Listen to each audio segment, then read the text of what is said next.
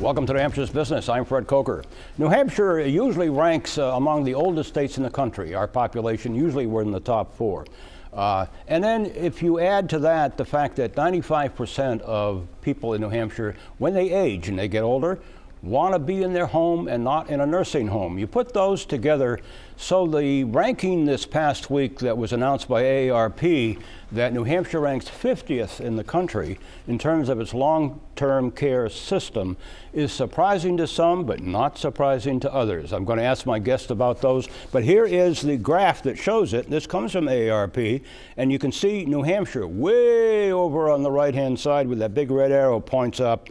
That is where New Hampshire ranks among all the states for the percentage of Medicaid long-term care spending for older people and adults with physical disabilities. The blue bars show 2016, and that red line that goes through the bars is 2011. So you can see the trend has been similar. It's down to New Hampshire, 50th. Okay, here's some other graphics. New Hampshire's long-term care system needs serious overhaul, says AARP, in order to give people the care they want in the setting of their choice at a lesser price. And then this, 95% of residents over 50 want to age at home. That's based on a survey by AARP in New Hampshire. And New Hampshire spends 86% of Medicaid dollars on nursing home care and 14% on home care. With me to talk about this are two people who know the subject very well. Laura Davey, who is co-director of the Center for Aging and Community Living at UNH. Nice to have you. Thank you. And Doug McNutt, who is associate director of AARP in New Hampshire. Doug, welcome. Thanks, Fred. Why are we number 50? That's the obvious question. Laura?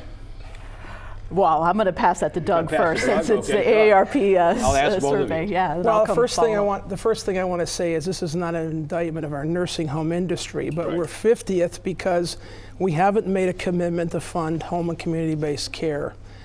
We haven't done it for a long time, and at this point the system doesn't have the kind of investment and support that it needs. We need more options. We need to be able to make it easier for people to get in there and get those services. Yeah, and of course we're talking about Medicaid money that the state allocates to nursing homes and to home care, right? That's right, and we're strictly talking about Medicaid, so that's all we're talking about. But our system, and you can see the other states are much more balanced. We just haven't made the commitment to home care services. Yeah, I think the national average for home care funding out of Medicaid is about 45% for home care. So we're way below that. Laura, same question. Yeah, I think the commitment from the state, there have been efforts over the years to think about rebalancing. I think when you carve out, as AARP has done, the aging population from our Medicaid spending, it really is enlightening about how much we spend on nursing facilities. And there's a lot of policies and a lot of practices that have just been ingrained to have somebody go into a nursing facility first, instead of really thinking about how can we support somebody in our community with all of the resources, both public funding and private, and caregivers are a huge part of what we have. The ranking of New Hampshire as 50th has a lot of other pieces to it, and part of it is shortages in workforce, which you are very familiar with. Yeah, I think the workforce shortage across healthcare is a huge issue for New Hampshire, and I think you've had some discussions recently around that. When we think about our long-term services and supports under Medicaid, the real workforce issue there is with our home health aides and our direct care workforce. What's the solution? I mean, there's not just one, but Doug? Well, we do need more funding. We need more funding because we have, as you all know, we have a 2.5% unemployment rate. So we need more funding. We need more support for home workers because they need more options, they need more support, they need more training. They need more salary. They need more salary, that's number one, but it's not the only issue. It's probably the most important issue.